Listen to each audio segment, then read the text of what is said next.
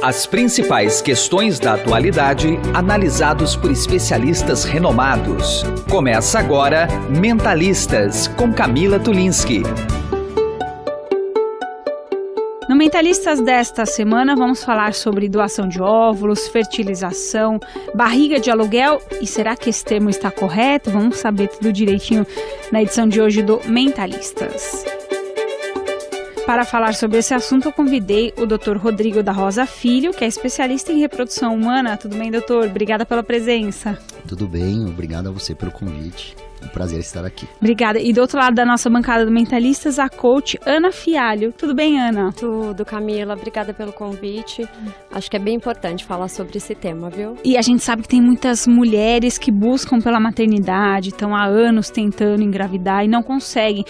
No atual cenário brasileiro, né, a mulher conquista cada vez mais a independência, ela vai tendo outras situações que ela elege como prioridade. E os filhos acabam ficando por um segundo plano ou terceiro plano, muitas vezes, né? E tem muita gente, eu tenho certeza que muitas ouvintes podem se colocar nesse lugar e se assemelhar à sua situação. Queria que, antes da gente começar a falar sobre fertilidade e tudo mais, que você contasse, dividisse um pouco mais a sua história com a gente aqui. Como é que foi a sua busca aí pela maternidade? Bom, eu sempre desejei ser mãe. Mas eu tinha uma crença de que isso não fosse acontecer, eu achava que eu não poderia engravidar. E eu acho que a crença foi tão forte que realmente aconteceu. Eu fui diagnosticada com menopausa precoce aos 29 anos e por isso houve a dificuldade mesmo efetiva, né, de uma gestação pelo método natural, né, se assim a gente pode dizer. Uhum. E eu pensava, depois de me casar, levar uns 3, 4 anos para engravidar, mas antes de fazer um ano de casado, esse diagnóstico aconteceu. E aí, obviamente, a gente começou a buscar aí as possibilidades. E de imediato, a minha possibilidade era a fertilização in vitro, porque o meu diagnóstico já era um diagnóstico tardio, né? Se assim eu posso dizer, porque a indicação já era receber um óvulo. Então, era uma fertilização já com uma recepção de óvulo.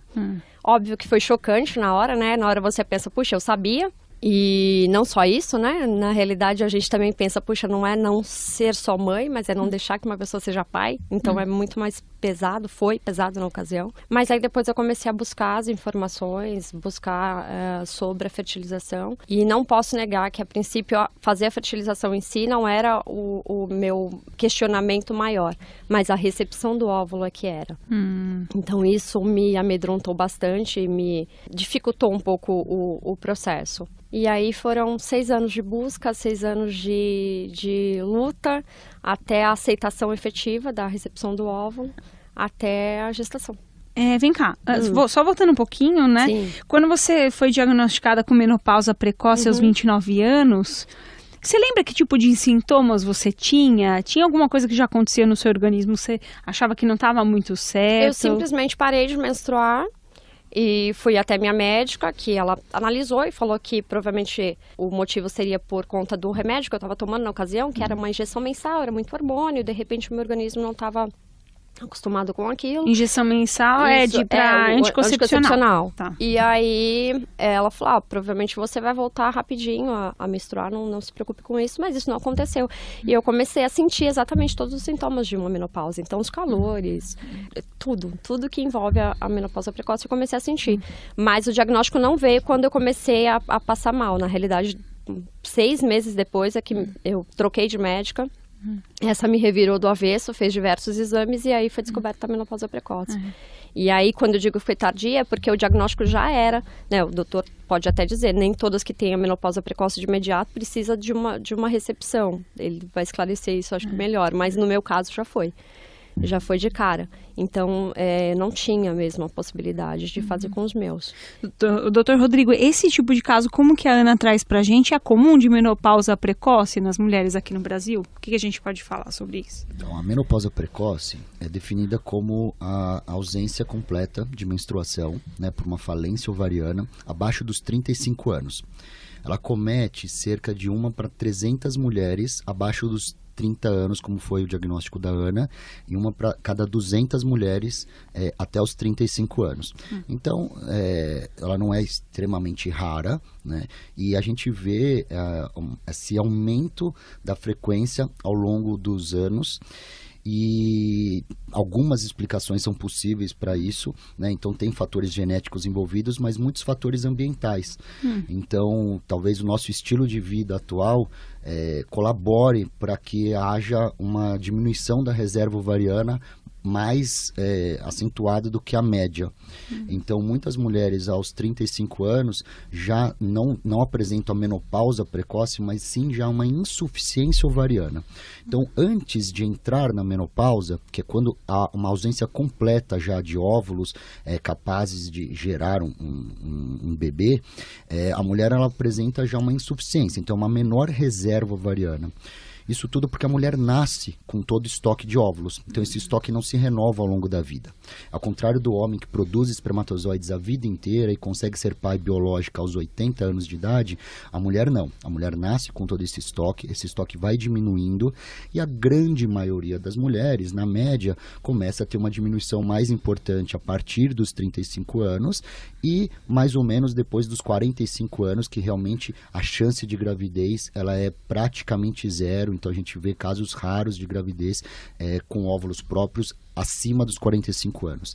Mas o caso de menopausa precoce, como o da Ana, é um caso um pouquinho mais raro. Mas a gente vê isso com mais frequência em clínicas de reprodução assistida. Ô, Ana, só voltando um pouquinho, quando você descobriu o diagnóstico, você disse que você ainda não estava casada. Já estava casada, então. Estava com menos de um ano de casada. Menos de um ano de casada. Vocês falavam de ter filhos, isso sempre já foi um sonho de vocês ou não muito? E você achava que um dia ia acontecer? Sempre, mas eu já tinha a crença de que eu não poderia engravidar, e eu não sei te explicar o porquê, mas eu acreditava nisso. Mas a gente dizia, ok, daqui uns 3, 4 anos a gente pensa nisso. Mas antes de um ano de casados esse diagnóstico aconteceu e aí naturalmente essa vontade ficou muito mais forte. E aí a gente começou a correr atrás de informação, né? Então buscava informações, entrava em grupos, passei por diversos médicos, ouvi de tudo que você pode imaginar. Que tipo de situação assim você lembra que você ouviu na época que, né? Na época, todos eles forçavam não, né? Era a minha realidade, né? A verdade é que eu só poderia engravidar mesmo com óvulo doado. E uma das médicas me disse que não. E aí, nossa, minha vontade, naturalmente, já que era uma coisa que era o que me bloqueava a princípio, era a recepção do óvulo, quando você escuta de uma médica que não, a gente pode tentar com o seu óvulo mesmo um ano e meio depois do seu diagnóstico, você fala, então vamos tentar, né? E eu passei por um processo que foi extremamente dolorido psicologicamente e fisicamente também, mas não aconteceu essa gestação, né? Então, assim, houve essa tentativa, não deu certo, depois eu parei tudo e procurei os outros médicos. A gente não encontra médicos humanos a todo momento, né? É loteria, né? Então, e eu posso dizer que eu passei por alguns que... Eu não vou, obviamente, citar nomes, mas... Puxa, eu ouvi tanta coisa. Mas acho que o que foi mais difícil para mim foi essa médica que nos deu... Uma falsa esperança. Falsa esperança, exatamente. Essa é a palavra, falsa esperança. Foi bem dolorido. Acho que foi o que mais. E outra que me dizia que eu poderia ter um óvulo do lado da minha sobrinha para poder realizar o processo. Qual que era a sua restrição em relação à doação de óvulos, assim? Crenças limitantes, né? Acho besteira. Hoje eu sei que é tão... Enfim, a gente precisa de maturidade, né? Foi o meu caso. Mas assim, sei lá, besteira. Tipo, não vai parecer comigo. O que as pessoas vão pensar. Graças a Deus isso é tão... Hoje não existe literalmente na minha vida e é isso que eu quero trazer para as pessoas. E o seu esposo, como é que foi a interação com ele nesse período todo? Foi normal, né? desde o começo para ele. Se dependesse dele, a minha primeira tentativa já seria com recepção de óvulos. E é o que ele diz, né? Ele respeitou o meu tempo. Mas para ele já era uma decisão certa. O doutor Rodrigo, acredito que para um casal, né, numa situação como a da Ana, mas como tantos outros, né, tomar uma decisão como essa de seguir adiante um tratamento que muitas vezes é contra algumas crenças, né, alguns valores, ou então até mesmo algumas, não sei se em alguns casos até mesmo algumas fantasias do próprio indivíduo, né, essa falta de informação que a gente tem em relação a essas situações, né. Acredito que o sofrimento é muito grande para esse casal, e o senhor como especialista deve acompanhar muitos casais que sofrem também, né, nesse sentido. Sim, eu acho que é um processo, né, Camila? Não é fácil para uma paciente, primeiro, ela ter um diagnóstico de infertilidade, porque a maioria dos casais acreditam que vai engravidar naturalmente e facilmente, como a maioria dos casais. Então, a infertilidade, ela comete 15% de todos os casais, então não é rara, né? Então, mais ou menos 1 a cada 7 casais vai ter dificuldade para engravidar, e a maioria desses casais, eles tem um processo de uma recusa inicial até de qualquer tratamento que envolva reprodução assistida. E isso é natural do casal porque a sociedade cobra filhos de uma forma muito intensa. Impressionante. E as pessoas se sentem impressionadas. E quando elas não conseguem, elas se sentem incapazes, diminui a autoestima. Então, realmente é um diagnóstico avassalador para aquele casal, né? E aí, quando tem o caso de ovorrecepção, é um processo ainda maior, porque todo mundo sonha em ter seus filhos biológicos, né, com o seu DNA, o seu material genético. E aí, para entrar nesse processo de aceitar um gameta que não é o seu próprio, né, tanto o óvulo quanto o caso de banco de sêmen, que também é extremamente comum, é realmente algo que algumas pessoas vão demorar algumas semanas, outras vão demorar meses e outras jamais aceitarão e preferem não serem mães ou pais do que aceitar aquela condição. Então é uma questão muito individual. O que tem, no caso da Ana, ela é uma paciente que teve um diagnóstico de menopausa prematura, né, precoce, que é um caso mais raro. Mas o tratamento de ovorrecepção nas clínicas de reprodução assistida são extremamente comuns.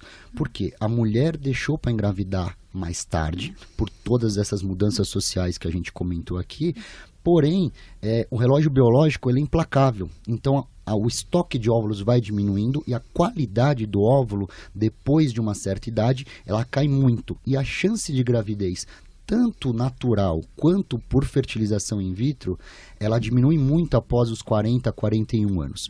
E quando essa mulher nos procura aos 42 anos, já com um diagnóstico de infertilidade de 3, 4 anos, então o tempo de demora para procurar especialista é muito grande por esse mito de tudo que acontece, de bebê de proveta, se é natural, se não é, se é permitido pela religião, não é. Então existem várias questões envolvidas nisso que levam esse casal a atrasar a procura por tratamento adequado. E aí, quando chega na clínica, muitos desses casais precisam de óvulos doados. Então, é um processo que a mulher demora para absorver tudo isso, né? Mas é extremamente comum em mulheres acima dos 40 anos. Tratamento com óvulos doados representa cerca de 15 a 20% de todos os tratamentos em reprodução assistida. Nossa, então, realmente, é uma taxa bem elevada, porque para a gente dar números, a chance de gravidez num tratamento de fertilização aos 42 anos é cerca de 15 a 20%. E com óvulos doados é cerca de 60%. Nossa. Então, a gente tem um ganho aí na taxa de gravidez bem importante, né? E o que a gente tenta passar para todas essas mulheres é que a maternidade é muito mais do que um óvulo, né? Então, ser mãe envolve toda a questão até da gravidez, né, de todas as mudanças físicas e psicológicas que acontecem durante esse período, que é extremamente importante, mas a maternidade como um todo, né, envolve todo o envolvimento de relações afetivas e é uma nova família que se forma quando você tem um filho. E o amor não está no óvulo, né? O amor está em tudo que envolve. A Ana mais do que ninguém está aqui para falar tudo isso, né? Então, acho que do ponto de vista médico, a gente não considera que a pessoa que recebeu óvulos é menos mãe do que a pessoa com óvulo próprio, né? Isso é o mais importante. Revista Mente e Cérebro, uma parceria de conteúdo com o programa Mentalistas. Em mais uma edição da parceria do programa Mentalistas com a revista Mente e Cérebro, em contato com a Gláucia Leal, editora da revista e também psicóloga. Tudo bem, Gláucia? Tudo certo, Camila. Obrigada por essa oportunidade mais uma vez. Já estamos conectados na versão digital da revista Mente e Cérebro, hoje falando sobre a psicoterapia breve. Como é que ela funciona, Gláucia? Exato. A psicoterapia breve, ela já é usada por Freud desde o século retrasado, né? Na verdade, não é nada tão novo assim. É um tipo de tratamento que se consolidou meio que na contramão das análises mais prolongadas e foi muito utilizado depois da Segunda Guerra Mundial, em que as pessoas tinham traumas muito sérios para serem tratados, mas não podiam ficar detidas em tratamentos muito longos, né? E hoje a psicoterapia breve, ela reúne diversas modalidades de intervenção focada, que são usadas em correntes psicanalíticas, são usadas no psicodrama, na fenomenologia, na terapia cognitiva, enfim, tem uma série de abordagens que utilizam a psicoterapia breve. Embora tenha um tempo limitado, a técnica não se restringe ao atendimento de curta duração. Ela exige um planejamento terapêutico específico, um objetivo definido e um grande empenho por parte do terapeuta. Quem escreve sobre esse tema é a psicóloga Marta Seródio Dantas. Ela é especialista em psicoterapia breve pelo Instituto Sede Sapiens e ela é doutora pela USP e ela se especializou nesse tema. Então, Mente e Cérebro, que já está no ar, Mente e Cérebro agora é digital, né, acessível, ela já está acessível, é só entrar lá no site lojasegmento.com.br e baixar seu exemplar. Muito bem, essa é a Gláucia Leal, que é psicóloga e editora da revista Mente e Cérebro. Obrigada, Gláucia, até uma próxima. Obrigada, Camila, um abraço. Você ouve Mentalistas, com Camila Tulinski. Eu estou conversando aqui no Mentalistas com o Dr. Rodrigo da Rosa Filho, especialista em reprodução humana, e também a Ana Fialho, que é coach, e está contando essa história aqui pra gente da doação de óvulos, né, que ela recebeu.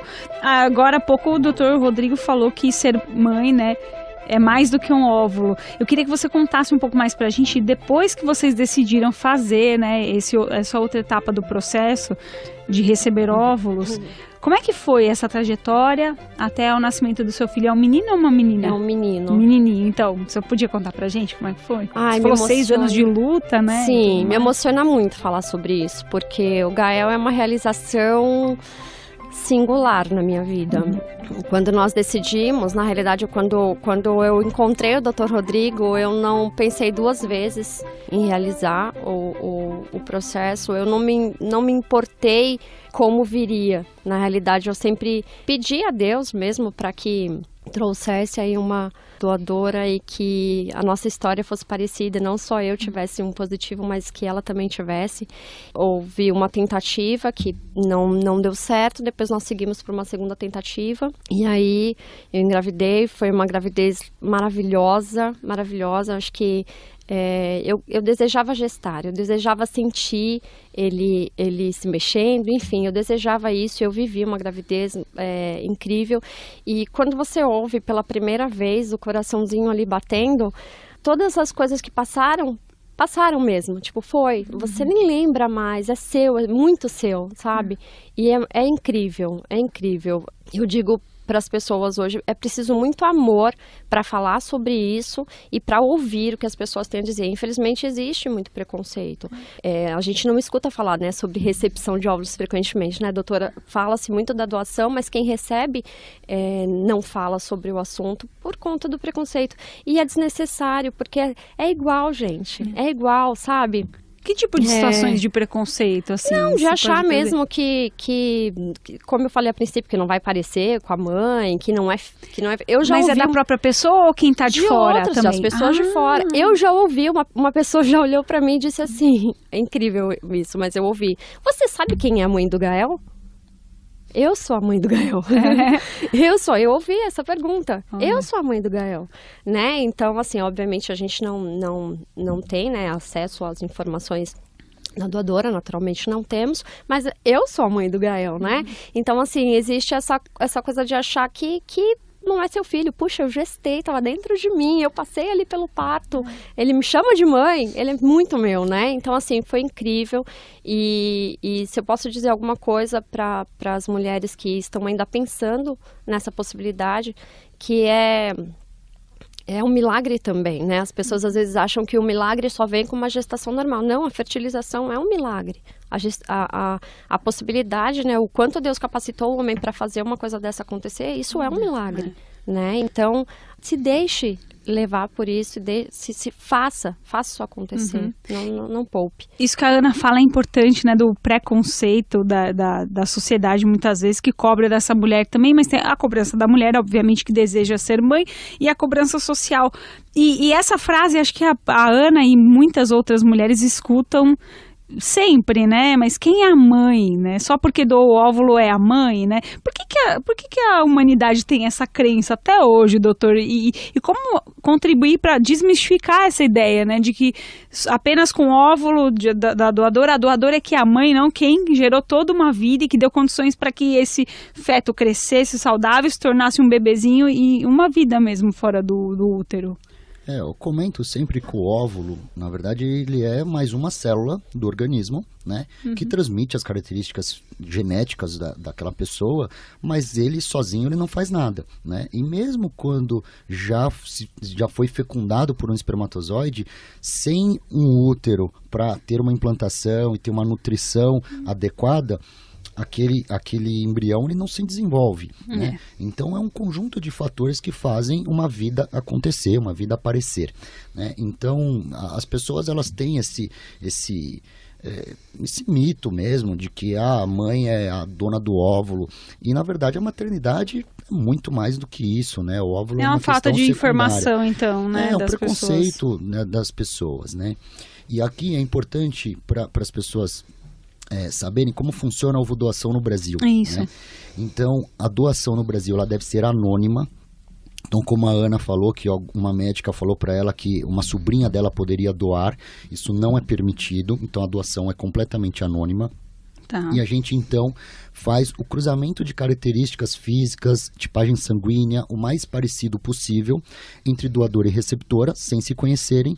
E a doadora, então, doa parte dos óvulos dela para uma paciente receptora. Até há alguns dias, a resolução do Conselho Federal de Medicina só permitia a doadora doar parte dos óvulos desde que ela estivesse em tratamento também de fertilização in vitro. Então, Por que isso, doutor? Tinha uma argumentação para isso? Na verdade, porque eles consideravam que como é um processo de doação de óvulos que precisa de um estímulo hormonal, que precisa fazer uma pequena punção, é um procedimento cirúrgico simples, mas é um procedimento cirúrgico, que aquela pessoa que não está fazendo o tratamento para engravidar, ela estaria correndo um risco cirúrgico, um risco médico desnecessariamente. E há alguns dias houve uma mudança, então, na resolução do Conselho Federal de Medicina, e a gente considerou um grande avanço que agora pode uma mulher voluntária doar os seus óvulos de forma anônima. Para ser doadora, a mulher tem que ter no máximo 35 anos, ela não pode ter nenhuma doença genética ou infecciosa, né, que seja transmissível através dos óvulos, e então ela pode doar de forma anônima, mas sem caráter comercial. Então, ao contrário de muitos países, como por exemplo os Estados Unidos ou alguns países europeus, em que a mulher ela pode doar os óvulos em troca de um benefício financeiro, na verdade no Brasil não pode.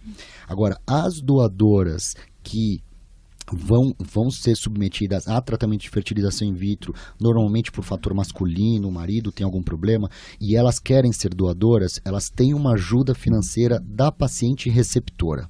Então, ela tem um benefício, mas sem a venda de óvulos. Ela tem um benefício no tratamento dela, e isso é permitido no Brasil. E isso viabiliza a própria doação, porque a doação voluntária de quem não vai ser submetida a um tratamento é muito rara. né, alguém se submeter a doar óvulos como se fosse uma doação de sangue, porque envolve um acompanhamento um pouco mais É um processo detalhado. cirúrgico, não é? Para fazer É um processo a doação? cirúrgico leve, mas a gente faz uma coleta dos óvulos, punciona o ovário da paciente, então realmente não é algo simples, né? Então é mais raro. Então a maioria das doadoras são mulheres que vão fazer tratamento também para engravidar, e aí elas doam parte dos óvulos para uma paciente receptora desconhecida. Ana, antes dessa questão da doação de óvulos, né?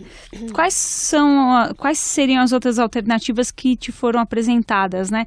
Por exemplo, a barriga de aluguel, você chegou a ver isso? Não foi esse o caso também na época? Não, assim? de cara, eu desejava gestar, né? Sim. Então, de cara, a recepção do óvulo, isso era o meu caminho. Antes se falava de adoção, no caso, mas eu não me sentia preparada para uma adoção. Então, o meu caso era para recepção mesmo.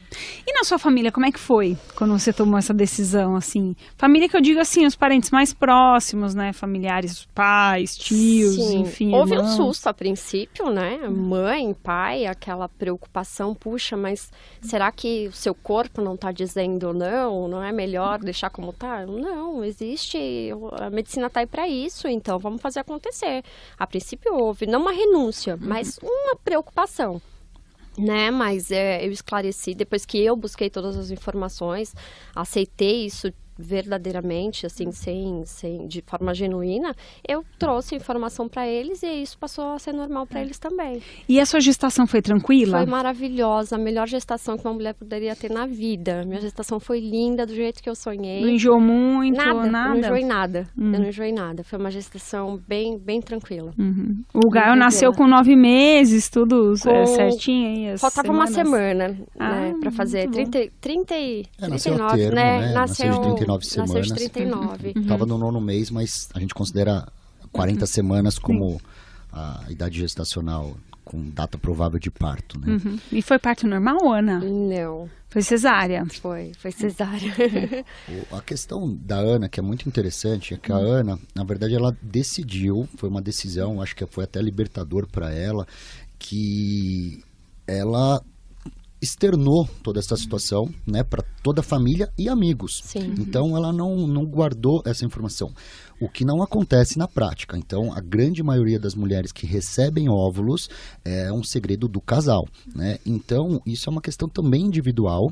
Então aquela mulher ela não precisa, e para quem estiver nos ouvindo, falar assim, será que todo mundo vai saber? Não, ela pode ser um segredo do casal que não precisa contar nem para o filho no futuro ou para o resto da família que foi através de óvulos doados, porque isso realmente é algo secundário e algumas pessoas vão contestar ou vão falar algumas frases infelizes, como a Ana já ouviu e tudo mais, mas então assim, a maioria dos casais não contam, né? Então é uma questão muito individual. E aí, como a gente tocou nesse assunto de barriga de aluguel, então são duas coisas diferentes. Então, por exemplo, a Ana tem um útero intacto, um útero perfeito, que poderia gestar. Ela não tinha óvulos por uma falência ovariana, que é a mesma coisa que acontece em mulheres acima de uma determinada idade, de forma natural, de forma fisiológica. Então, uma mulher aos 45 anos, a chance de gravidez dela com óvulo próprio é por volta de 1%. Só que se essa mulher quiser gestar, quiser ser mãe, e ela não foi até então, ou quiser o segundo filho, né, tanto faz, ela pode receber óvulos e o útero dela vai responder aos hormônios com estímulo hormonal adequado, então ela vai receber, tá? A barriga de aluguel, né, que a gente chama então de útero de substituição ou barriga solidária, então a gente evita o termo barriga de aluguel porque não pode haver envolvimento financeiro, então ninguém pode receber para ser uma barriga solidária. Ele é utilizado, esse tratamento, em casos que a mulher ela não tem útero ou ela não tem um útero apto a gestar. Então às vezes ela tem óvulo, a maioria das vezes ela tem ovário, tem óvulo, mas o útero dela é que está alterado. Então a gente faz o processo retirando os óvulos dessa mulher e aí o embrião gerado vai ser transferido no útero de uma barriga solidária. E aí essa barriga solidária vai apenas gestar para ela, e isso tem toda uma ligação legal, contratos e tudo mais, e termos de consentimento. Então, ela vai só gestar e ao nascimento quem vai registrar a criança vai ser a dona dos óvulos. Então, essa é uma outra forma de quem não tem útero ou teve alguma cirurgia importante, ou tem aborto de repetição, que a gente acredita que é o próprio útero que tem algum fator que impede a gestação de evoluir, e aí utiliza-se a barriga solidária. E a barriga solidária, ao contrário da doação de óvulos, ela não pode ser anônima. Então, tem que ser parentes de até 4º grau. E o que mudou na nova resolução desse ano é que antes não podiam filha ou sobrinha ser barriga solidária. E agora pode. Então aumentou o leque de opções. E a barriga solidária é muito utilizada em casais homoafetivos. Então, por exemplo, não tinha na resolução a questão de casais homoafetivos masculinos e que desejam ter filhos, só que eles precisam de um óvulo de uma doadora, que deve ser anônima, e de uma barriga solidária. E essa barriga solidária agora ampliou um pouco o grau de parentesco para que eles consigam ter alguém para ser a barriga solidária. Fica a dica.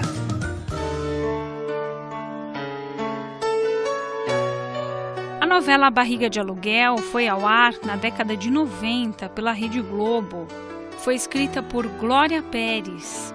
E na trama, o casal Ana e Zeca deseja muito ter um filho. Depois de várias tentativas frustradas de engravidar, Ana recebe do Dr. Álvaro Baroni, um renomado médico, uma triste notícia. Ela não poderia ter filhos. Dr. Baroni então diz ao casal que há uma maneira de realizar esse sonho: contratar uma barriga de aluguel.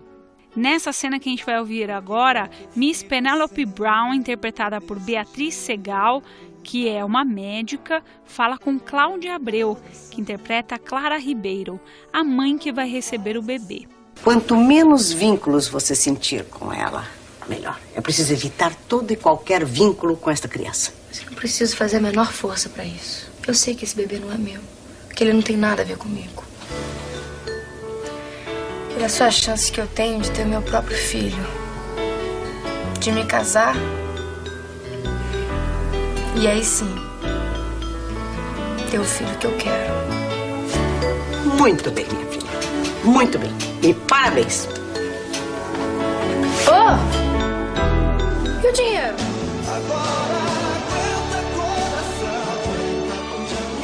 A novela Barriga de Aluguel gerou polêmica na década de 90. No Brasil, é proibido receber dinheiro para ceder o útero, como nós estamos acompanhando aqui no programa Mentalistas. Mas existem outros métodos em que a mulher pode realizar o sonho de ter um filho. Quero só fazer uma parte nisso aí, nessa explicação, que acho que pode ser interessante, né? A gente vem aí de Bom, o Brasil, historicamente, é um país católico e tem todas as crenças religiosas e a gente ouve muito falar, né, acho que é a oportunidade de falar aqui no programa sobre isso, né, de que você não pode casar com um primo ou com um parente muito próximo, que o seu filho pode nascer com algum tipo de anomalia genética, algum tipo de problema. Partindo desse raciocínio, a barriga solidária, né, o útero de substituição, como agora o termo técnico, e não mais a barriga de aluguel, né, vamos deixar esse termo para lá, ele não pode causar o mesmo tipo de situação, ou isso é um puro mito enfim, que a gente cresceu ouvindo isso e que na verdade dá para administrar essa situação? Como é que a ciência responde? Na verdade, são coisas distintas, porque o aumento da frequência de algumas doenças em casamentos consanguíneos, né, então parentes de primeiro grau, acontece porque um determinado gene que possa ser raro na população e a pessoa tem aquele gene de caráter recessivo, então ele não se manifesta a doença, a chance dessa pessoa encontrar um parceiro na população que tenha o mesmo gene, ela é pequena. Então a chance de desenvolver a doença seria baixa. Quando ela tem um relacionamento com um parente de primeiro grau, a chance daquele parente também ter o mesmo gene causador da doença, só que não se manifesta porque ele precisa estar em dose dupla, então a chance aumenta. E aí, ter um embrião com aqueles ambos genes alterados, se desenvolve a doença. Então, por isso que o relacionamento consanguíneo, ele aumenta o risco de doenças genéticas. Mesmo se esse casal fizer uma bateria de exames genéticos para saber se tem algum tipo de doença genética antes de Existe um procriar, exame que a gente avalia a compatibilidade genética entre esse casal e que avalia cerca de 600 doenças ligadas aos genes. Então já existe esse exame. O problema é que a gente tem mais de 10 mil doenças. Então muitas doenças elas não conseguem ser diagnosticadas previamente. Então é possível sim a gente rastrear algumas doenças e até fazer, através da fertilização in vitro, selecionar o embrião sem aquela determinada doença. Então, por exemplo, um casal que tenha traço falciforme, da anemia falciforme. Então, uma tem, o companheiro tem também, então a possibilidade daquele filho ter anemia falciforme seria maior. É possível, através da fertilização in vitro, selecionar e saber se aquele embrião tem ou não a doença para ser transferido no embrião saudável. Então, isso é uma forma de minimizar esses riscos em casamentos consanguíneos. Agora, a barriga solidária, na verdade, se uma tia, uma irmã ser a barriga solidária, na verdade, ela não interfere na parte genética, porque a questão dessas doenças está relacionada ao óvulo e ao espermatozoide, e não ao útero em si. De maneira que eles sendo fertilizados fora desse útero e depois inseminados nesse útero, então o risco é zero, né? De ter qualquer tipo de... O risco é igual a qualquer outro risco populacional. Né? Então a gente nunca fala zero porque pode acontecer de uma forma, mas é a mesma frequência da população geral. Deixa eu só voltar um pouquinho no que o Rodrigo falou, a questão de decisão de falar sobre a recepção. E é o que ele disse mesmo. Foi uma decisão falar sobre isso, principalmente para mostrar que é igual. Para quem ainda estiver na dúvida, que a minha história possa mostrar para as pessoas que não precisa ter medo, né? É exatamente a mesma coisa, como se fosse com o seu óvulo. Então, eu costumo dizer, né, que uma célulazinha que eu precisava para ajudar esse sonho a acontecer. E veio, né? Então, assim, essa decisão de falar sobre isso de forma aberta é para trazer para as outras mulheres que ainda estão na dúvida, que se tem alguma coisa ali que ainda está pegando, é dizer para elas que é maravilhoso, que é igual, que é singular. Busque informação, ouça quem já passou por isso, mas não deixe de viver isso por ignorância, por preconceito, pelo que os outros vão pensar. Não, o que os outros vão pensar é problema deles, viva isso. Então, assim, a minha decisão de falar sobre isso é para trazer isso para as mulheres não ficarem postergando muito mais ou nunca viverem isso, né? Sua mãe mais babona do mundo, ele trouxe vida para nossa casa, para nossa família. Ver o desenvolvimento dele é incrível. É uma mãe babona. Só vou falar coisa boa. Vocês chegaram a fazer psicoterapia, por exemplo? Ou algum tratamento com psicólogos nesse momento? Não. Não, em momento nenhum.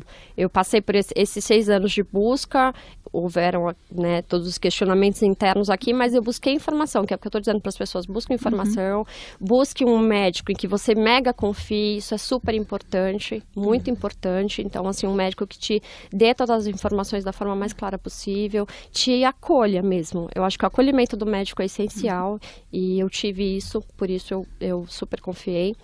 Doutor Rodrigo, a gente sempre traz aqui no Mentalistas vários temas relacionados à saúde, também à saúde mental e a comportamento.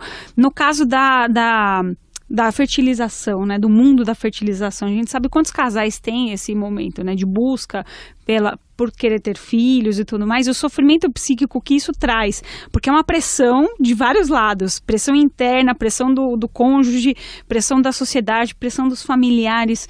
Como que essa área da medicina trabalha juntamente com as questões psíquicas também dessas pessoas, né, que buscam esse tipo de tratamento? Então, a gente tem algumas maneiras de lidar, eu acho que o caso é super individualizado, então tem pessoas que levam aquilo de uma forma extremamente tranquila e tem pessoas que realmente elas se abalam muito.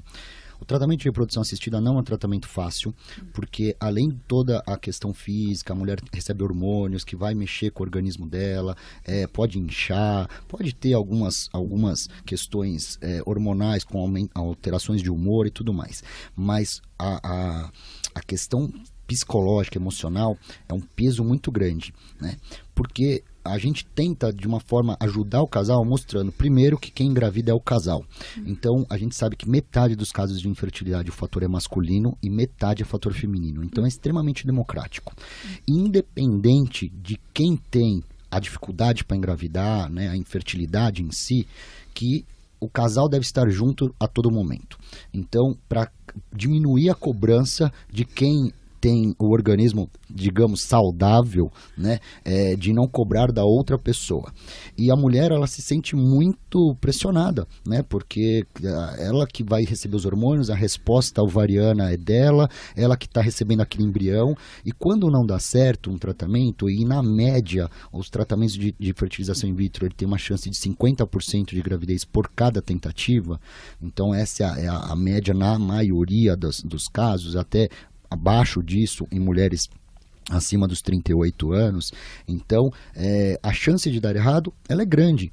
Então a gente tenta preparar o casal para ambos, para o positivo e aquele negativo, e dizer que é uma questão, é um tratamento de repetição, um tratamento que realmente requer persistência, e sonho é sonho, né? Então a gente sempre tem que buscar os sonhos, e a partir do momento que a pessoa consegue aquela tão sonhada gravidez, ela esquece tudo que ela já passou, todo aquele sofrimento, toda expectativa, o choro, a angústia, tudo aquilo foi compensado, e a maioria, a grande maioria das pessoas falaram: eu faria tudo de novo para ter o que eu tenho, né, para vivenciar o que eu estou vivendo. Então, eu acho que dessa forma a gente tenta ajudar. A gente tem uma psicóloga na clínica que atende a grande maioria dos casais, e a gente vê a necessidade de um casal ou outro com uma necessidade maior de acompanhamento terapêutico do que outros. Então é um caso individualizado, e a gente tenta ajudar de todas as formas possíveis. Muito bem, agradecendo, infelizmente nosso tempo acabou, mas agradecendo muito a participação do Dr. Rodrigo da Rosa Filho, que é especialista em reprodução humana, e também da Ana Fialho, gentilmente cedendo aqui o seu depoimento pessoal, né? Obrigada, viu, Ana, pela sua presença. Eu que agradeço. E você também, Dr. Rodrigo, muito obrigada, viu, pelas informações. Muito legal o nosso bate-papo, espero que ajude muitas pessoas que estejam nos ouvindo, e foi um prazer participar aqui com vocês. Obrigada. O Mentalistas desta semana, na versão podcast, fica por aqui, mas você pode ouvir esta e todas as outras edições no nosso site estadão.com.br. A apresentação e produção do Mentalistas é minha, Camila Tulinski, o editor de jornalismo do Grupo Estado, João Fábio Caminoto. Até uma próxima. Você ouviu Mentalistas com Camila Tulinski.